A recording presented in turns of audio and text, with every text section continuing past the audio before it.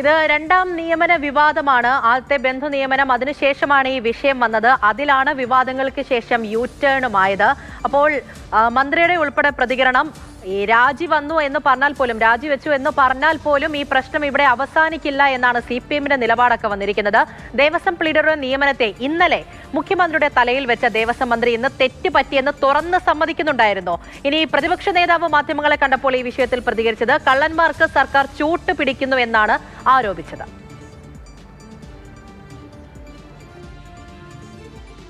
തീരുമാനത്തിന് ഒരു മന്ത്രി ഒരിക്കലും തള്ളി പറയാൻ പാടില്ല. ശബരിമല സ്വർണ്ണക്കൊള്ള കേസിൽ സ്മാർട്ട് ക്രിയേഷൻസ് അഭിഭാഷകനെ സർക്കാർ പ്ലീഡറാക്കിയ തീരുമാനത്തിൽ ഇതായിരുന്നു ഇന്നലെ ദേവസ്വം മന്ത്രിയുടെ പ്രതികരണം. എന്നാൽ കൈപൊള്ളിയെന്ന് ബോധ്യപ്പെട്ടതോടെ കെ മുരളീധരൻ നിലപാട് മാറ്റി. അദ്ദേഹത്തിന് വെക്കാൻ കാരണം അദ്ദേഹം ഒരു പ്രശസ്തനായിട്ടുള്ള ക്രിമിനൽ ലോയർ എന്നുള്ള നിലയ്ക്ക് ഈ സാധാരണ രീതിയിൽ കേസ് നന്നായി വാദിക്കും എന്നുള്ള ഉദ്ദേശത്തിലായിരിക്കണം വെച്ചു കാണുക. അതങ്ങനെയാണ് വെച്ചിട്ടുള്ളതെന്നാണ് ഞാൻ മനസ്സിലാക്കുന്നത്. രാജി ആവശ്യപ്പെട്ടു. കാരണം ഇത് വിവാദമായപ്പോൾ അത് ഭക്തജനങ്ങൾക്ക് വളരെയധികം പ്രയാസമുണ്ടായി. രാജി കൊണ്ടൊന്നും തീരില്ലെന്നും ചാർജ് എടുത്തതിനാൽ ശബരിമലയുമായി ബന്ധപ്പെട്ട എല്ലാ ഫയലുകളും KB പ്രദീപിന്റെ കയ്യിൽ എത്തിയെന്നാണ് പ്രതിപക്ഷം ആരോപിക്കുന്നത്. ചാർജ് എടുത്തു കഴിഞ്ഞാൽ സ്വാഭാവികമായിട്ട് എല്ലാ ഫയലുകളും ചാർജ് എടുത്ത് വക്കീലിന്റെ അടുത്ത് എത്തിയിട്ടുണ്ടാവും.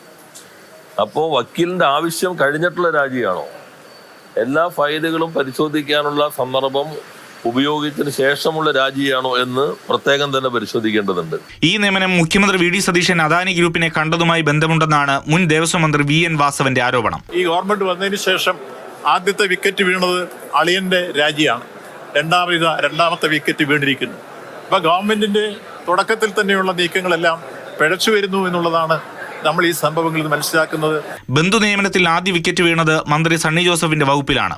KPCC അധ്യക്ഷൻ കൂടിയായ മന്ത്രി പാർട്ടി അറിഞ്ഞിട്ടല്ല പ്ലീഡറുടെ നിയമനമെന്ന് പറയുന്നു. അത് ദേവസ്വം മന്ത്രിയും മുഖ്യമന്ത്രിയും അത് വിശദീകരിച്ചിട്ടുണ്ട്. അവര് കാര്യമായിട്ട് ആ കാര്യങ്ങളിൽ ഇടപെടുന്നുണ്ട്. അധികാരത്തിൽ വന്നതോടെ ശബരിമല വിഷയത്തിൽ കോൺഗ്രസ് പിന്നോട്ട് പോയി. അതുകൊണ്ട് അന്വേഷണം CBIക്ക് വിടണമെന്നാണ് BJPയുടെ ആവശ്യം. ഒരു കോൺഗ്രസ് CPM ഡീല് ഈ അഭിഭാഷകനെ നിയോഗിച്ചതിന് പിന്നിൽ, നിശ്ചയിച്ചതിന് പിന്നിലുണ്ട്. കാരണം മാർക്സിസ്റ്റ് നേതൃത്വത്തിനുള്ളതുപോലെ തന്നെ ഈ സ്വർണ്ണക്കൊള്ളയിൽ കോൺഗ്രസ് നേതൃത്വത്തിന് പങ്കുണ്ട്. അതുകൊണ്ട് അന്വേഷണം പൂർണ്ണമായും അട്ടിമറിക്കപ്പെടും. News desk, Mathrubhumi news.